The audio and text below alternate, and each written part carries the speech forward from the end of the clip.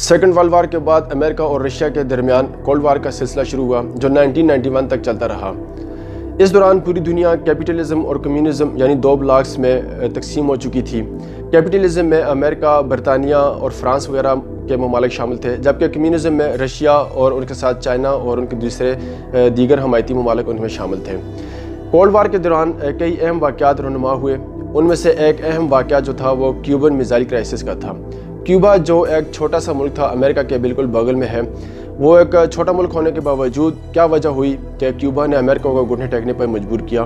آج کی ویڈیو میں ہم بات کریں گے فیدل کاسٹرو کے بارے میں، جو کہ کیوبا کے ریولیوشنری لیڈر تھے۔ تو ہم بڑھتے اپنی ویڈیو کی طرف۔ کاسٹرو کا پورا نام فیدل ایلیجینڈرو کاسٹرو تھا۔ وہ 13 اگست 1926 کو کیوبا میں پیدا ہوئے۔ ان کے ایک چھوٹے بھائی بھی تھے جن کا نام راؤل کاسٹرو تھا، جن کا آگے جا کر سیاست میں اہم کردار تھا۔ کیوبا چونکہ اس وقت اسپین کی کالونی تھا، اور جو ملک کسی دوسرے ملک کی کالونی ہوتا ہے اس کی معیشت ہمیشہ کمزور ہوتی ہے، مگر کمزور معیشت والے ملک کے باوجود کاسٹرو ایک امیر خاندان سے تعلق رکھتا تھا۔ اس کے والد کا نام اینجل تھا جو کہ شوگر پلانٹ کا مالک تھا۔ شروع سے ہی کاسٹرو کا پڑھائی میں دل نہیں لگ رہا تھا۔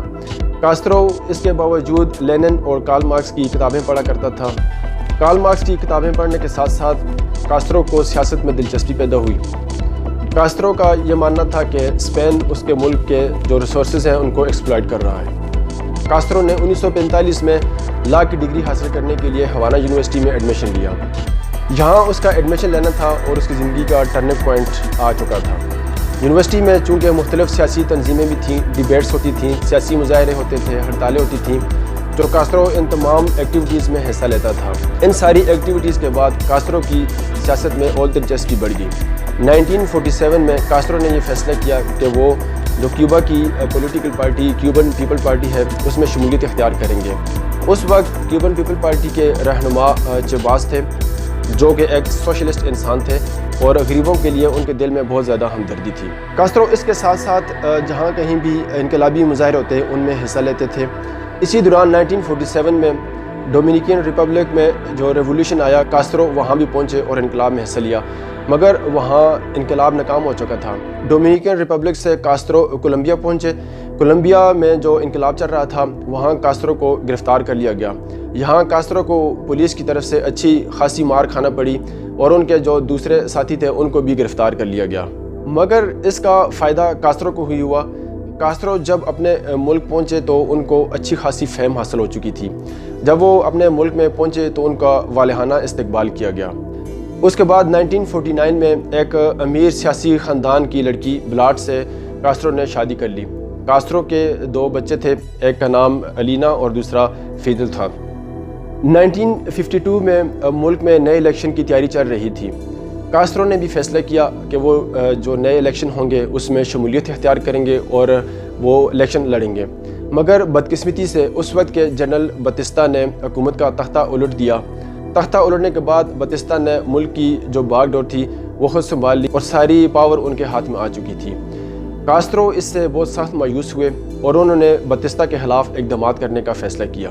1953 میں کاسٹرو نے باتیستا کی حکومت کو اکھاڑنے کے لیے ایک نئی جدوجہد کا سلسلہ شروع کیا اور اس جدوجہد کا نام انہوں نے دی موومنٹ رکھا۔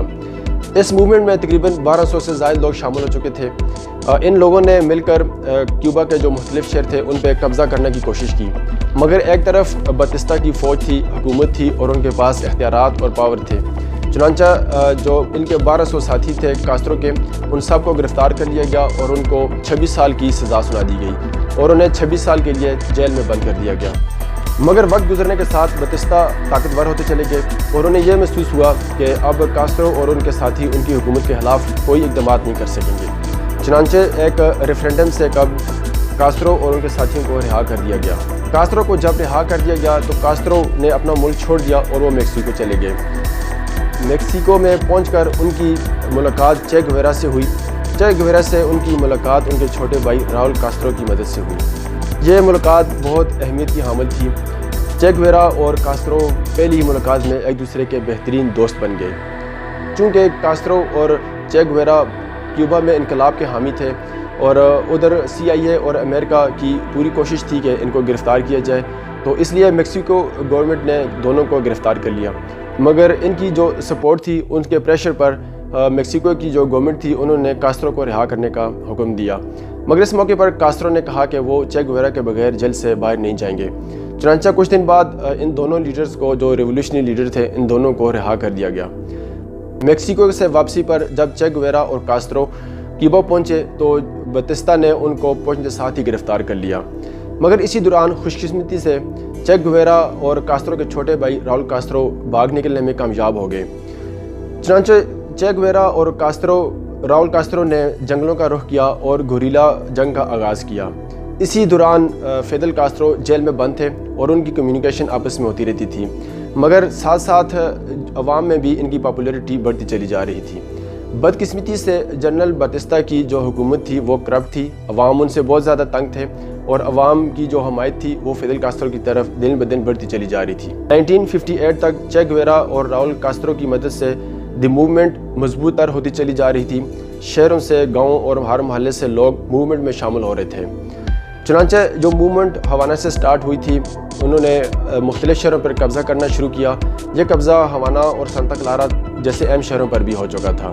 جنوری 1959 کو جب پوری عوام باتیستا کے خلاف ہو چکی تھی تو امریکہ نے بھی دیکھا کہ اب عوام باتیستا کے خلاف ہو چکی ہے، اس لیے کیوبن عوام کی جو حمایت ہے امریکہ کو وہ کبھی حاصل نہیں ہو سکے گی، اس لیے امریکہ نے بھی باتیستا کا ساتھ چھوڑ دیا۔ باتیستا ملک سے فرار ہو کر ڈومینیکن ریپبلک چلے گئے اور اپنی جان انہوں نے یوں بچائی۔ فیبروری 1959 کو ایک عارضی گورنمنٹ کا سیٹ اپ بنایا گیا اور جو پرائم منسٹر تھے کارڈونا انہوں نے حلف اٹھایا، مگر یہ ایک عارضی جو گورنمنٹ تھی، اس کے بعد ہی فیدل کاسترو نے یعنی فیبروری 1959 کو پرائم منسٹر کا حلف اٹھا لیا۔ ان کے جو دوست تھے چے گویرا ان کو وزارت خزانہ کا قلمدان سونپا گیا، ساتھ ہی جو ان کی سینٹرل بینک تھا اس کا چے گویرا کو گورنر بنا دیا گیا۔ ملک میں ریفارمز کا سلسلہ شروع ہوا، مگر اس کے ساتھ ساتھ جو کوئی بھی کاسترو کے خلاف کوئی آواز اٹھاتا تو اس کی آواز ہمیشہ کے لیے دبا دی جاتی تھی۔ اس دوران عوام میں بہت زیادہ خوف و ہراس پھیل چکا تھا، کئی لوگ جو تھے وہ کیوبا سے نکل کر امریکہ کی طرف شفٹ ہو چکے تھے۔ اس دورانیے میں کاسترو پوری دنیا کو یہ بتاتے رہے کہ وہ کمیونسٹ یا کمیونزم کے حامی نہیں ہیں، مگر جو ان کی ایکٹیویٹیز تھیں ان سے یہ صاف پتہ چل رہا تھا، جو انہوں نے ریفارمز لائے تھے ان سے یہ پتہ چل رہا تھا کہ کاسترو جو ہے ان کا جھکاؤ کمیونزم کی طرف ہے۔ اور کیوبا کی جو حکومت تھی وہ سنبھالتے ساتھ ہی انہوں نے رشیا کے ساتھ دوستی کا ہاتھ ملایا۔ ادھر رشیا نے بھی کیوبا کی مدد کرنے کے لیے یعنی سستا تیل دینے کا اعلان کیا۔ 1961 کا دور چل رہا تھا، امریکہ کو یہ بات بالکل پسند نہیں تھی کہ کمیونزم ان کے ڈور سٹیپ پہ پہنچ جائے۔ چنانچہ جو لوگ کاسترو کے ڈر سے بھاگ کر امریکہ آئے تھے، امریکہ نے انہی کو ٹریننگ دینا شروع کی اور بے آف پیگز پر ان کی خفیہ حملے کی تیاری کی، مگر یہ جب حملہ ہوا تو اس حملے کو ناکام بنا دیا گیا۔ فیبروری 1962 کو امریکہ نے یہ فیصلہ کیا کہ وہ کیوبا کے ساتھ کوئی بھی اکنامک ایکٹیویٹی نہیں کریں گے۔ امریکہ رشیا اور کیوبا کے بڑھتے ہوئے تعلقات سے پریشان تھا، چنانچہ انہوں نے کاسترو کو راستے سے ہٹانے کا فیصلہ کیا۔ اس دوران کاسترو کو کھانے میں زہر دیا گیا، مگر گورنمنٹ جو ان کے مخالف تھی انہوں نے اس کا کچھ بھی بگاڑ نہ سکا۔ اکتوبر 1962 کا دور چل رہا تھا، امریکہ رشیا اور کیوبا کی دوستی سے سخت پریشان تھا۔ اس دوران ایک تاریخ کا اہم واقعہ رونما ہوا جب رشیا نے اپنے ایٹمی میزائل کیوبا کی طرف بھیجنے شروع کیے۔ اس کے بعد امریکہ نے بھی رشیا کو جواب دیتے ہوئے فلوریڈا میں ایٹمی میزائل تعینات کر دیے۔ چنانچہ پوری دنیا تیسری عالمی ایٹمی جنگ کے دہانے پر آ کھڑی ہوئی تھی۔ ایٹمی میزائل تو دونوں ممالک میں تعینات ہو چکے تھے، مگر حملہ کسی طرف سے بھی نہیں ہو رہا تھا۔ یہ کرائسس تقریباً 14 دن تک چلتے رہے۔ روس کو انتظار تھا کہ امریکہ پہلے حملہ کرے گا اور امریکہ کو یہ انتظار تھا کہ روس پہلے حملہ کرے گا۔ ادھر کیوبا کی طرف سے چے گویرا اور کاسترو جو کہ ریولیوشنری لیڈر تھے انہوں نے رشیا پہ بہت زور دیا کہ وہ حملہ کرے اور امریکہ کو صفحہ ہستی سے مٹا دیا جائے، مگر ان دونوں عالمی طاقتوں کے درمیان ایک ایگریمنٹ سائن ہو گیا، جس کے بعد دونوں ممالک نے اپنے ایٹمی میزائل واپس ممالک کو بھیج دیا۔ 1962 کے بعد ریفارمز کا سلسلہ چلتا رہا۔ اسی دوران کاسترو نے اپنے ملک میں land reforms, health reforms, education reforms لائے، لٹریسی ریٹ کو 98% تک پہنچا دیا، پورے ملک میں ہاسپٹلز اور سکولز کا جال بچھایا گیا، اور 1976 میں پریزیڈنسی الیکشن میں کاسترو اپنے ملک کے پریزیڈنٹ منتخب ہو گئے، جو اپنے آخری دم تک ملک کے پریزیڈنٹ قائم رہے۔ مگر اس دورانیے میں 1962 سے 1991 کے درمیان میں جو کوئی بھی کاسترو حکومت کے خلاف کوئی اقدامات کرتا یا کوئی بات کرتا تو اس کی آواز کو ہمیشہ کے لیے بند کر دیا جاتا تھا۔ چنانچہ کاسترو جو کر رہے ہیں ان کو ٹھیک کہا جاتا تھا، لیکن ان کے خوف سے جو مائیگرنٹ تھے ان میں ان کی جو تعداد تھی اس میں اضافہ ہوتا چلا گیا، اور تقریباً 1980 تک 2 لاکھ سے زیادہ لوگ کیوبا کو چھوڑ کر چلے جا چکے تھے۔ 1991 میں جب سوویت کولیپس ہوا تو اس کا سب سے زیادہ نقصان کیوبا کو پہنچا، کیونکہ روس جو تھا وہ کیوبا کی اکنامک ہیلپ کر رہا تھا۔ اس وقت 1991 میں جو سوویت کولیپس ہو چکا تھا، اب کیوبا کو اکنامک پرابلم پیش آ رہی تھیں، چنانچہ کیوبا نے فارن انویسٹمنٹ کے لیے اپنے جو لوگ یہاں سے چلے گئے تھے ان کو واپس انوائٹ کیا کہ واپس اپنے ملک میں آئیں اور یہاں پہ آ کے بزنس سٹارٹ کریں۔ ساتھ ہی کیوبا نے پوری دنیا میں جو انویسٹر تھے ان کو بھی انوائٹ کیا۔ اسی دوران امریکہ سے تعلقات بہتر کرنے کی بھی کوشش کی گئی، مگر اس میں کچھ زیادہ فائدہ حاصل نہ ہوا۔ جولائی 2006 کو کاسترو نے اپنی گرتی ہوئی صحت کی بدولت یہ فیصلہ کیا کہ وہ اپنے بھائی راؤل کاسترو کو اپنا جانشین مقرر کریں گے۔ 19 فروری 2008 کو کاسترو اپنی ذمہ داریوں سے سبکدوش ہو گئے۔ ان کی وفات پر پورے ملک میں 9 دن کا ماتم منایا گیا۔ وہ ایک عظیم انسان تھے، وہ ایک ریولوشنری لیڈر تھے جنہوں نے اپنے ملک کو ایک نئے سرے سے منظم کیا اور ریفارمز لائے اور اپنے ملک کو مضبوط کیا۔ دوستو، یہ تھی آج کی ہماری ویڈیو۔ اگر آپ کو ہماری ویڈیو پسند آئی ہو تو ہمارے چینل کو ضرور سبسکرائب کیجیے گا۔ نیکسٹ ویڈیو تک اجازت چاہوں گا، تب تک کے لیے اللہ حافظ، السلام علیکم۔